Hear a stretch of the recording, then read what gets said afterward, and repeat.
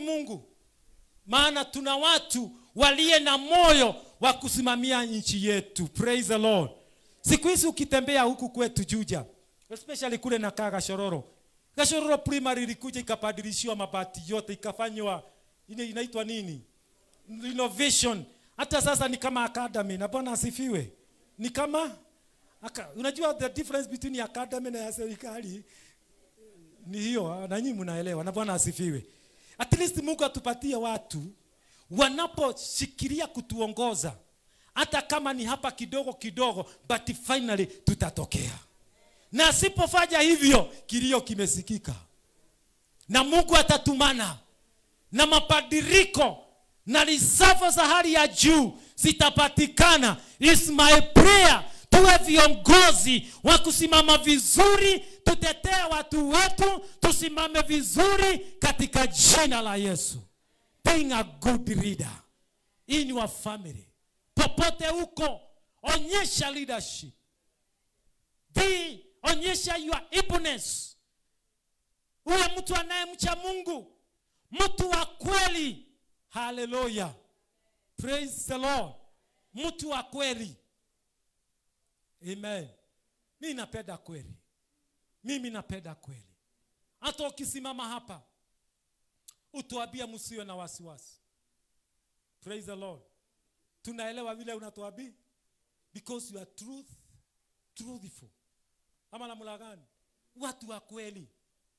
Wacha kututafutia hii na hii. Tuwe watu wa kweli.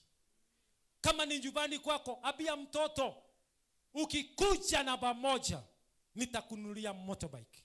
Not motorbike, kabaiskeli. Kale kabaiskeli, mnanielewa? Mtoto anang'eng'ana, anakuja na pamoja. Alafu namwambia nitakununulia ukifika grade 5. Wewe bure sana.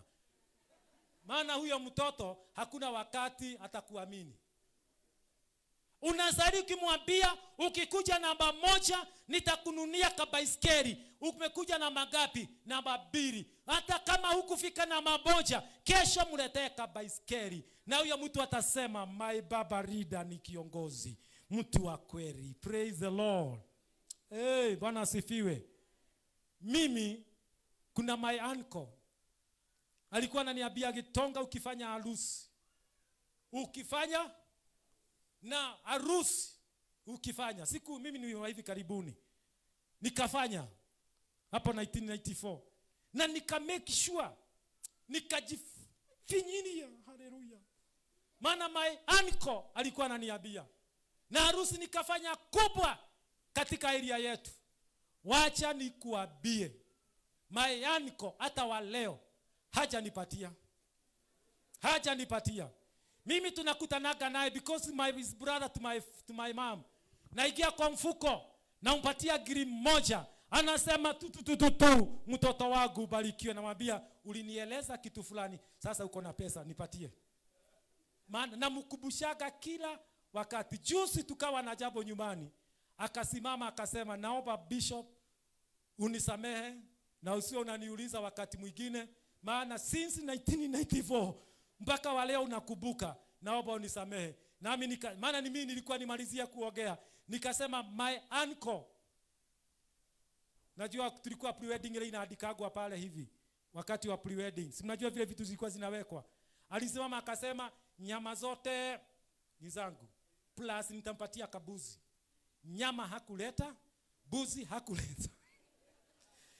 Sasa mimi ni mzee, na mimi ni mkubwa, na mimi ni moja. Hata juzi nilimsaidia na tukajenga nyumba mahali alikuwa amebakisha, nikamalizia. Lakini hata nikimalizia namwambia nyama iko wapi, buzi iko wapi? Sababu mimi ninajua kuna jambo aliniambia na hakunipa. Na hata wa leo tuwe watu wa kweli. Usitueleze, maana siku fulani utaitishwa. Wakati utakuwa na uwezo, na hata kama ni mchezo, wakati mwingine tunamaanisha. Praise the Lord. Chani tuombe nimalizie. Baba, katika jina la Yesu, tusaidie kuwa viongozi wazuri. Viongozi wanaye kuogopa Jehova. Viongozi wanaye kataa mapato ya udhalimu. viongozi wa kweli, viongozi walio na roho yako, viongozi wanaoongoza taifa, wanaoongoza makanisa, wanaoongoza jamii zao. Jehova, tusaidie kuwa viongozi wa kweli. Na katika kutusaidia huko Baba, tutakuwa vielelezo wazuri. Nabariki viongozi hawa wote, kwa sababu umewachagua na umewaita.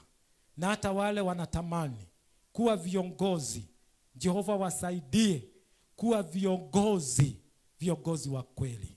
Mikononi mwako nakabidhi kanisa hili. Wabariki, watendee mema.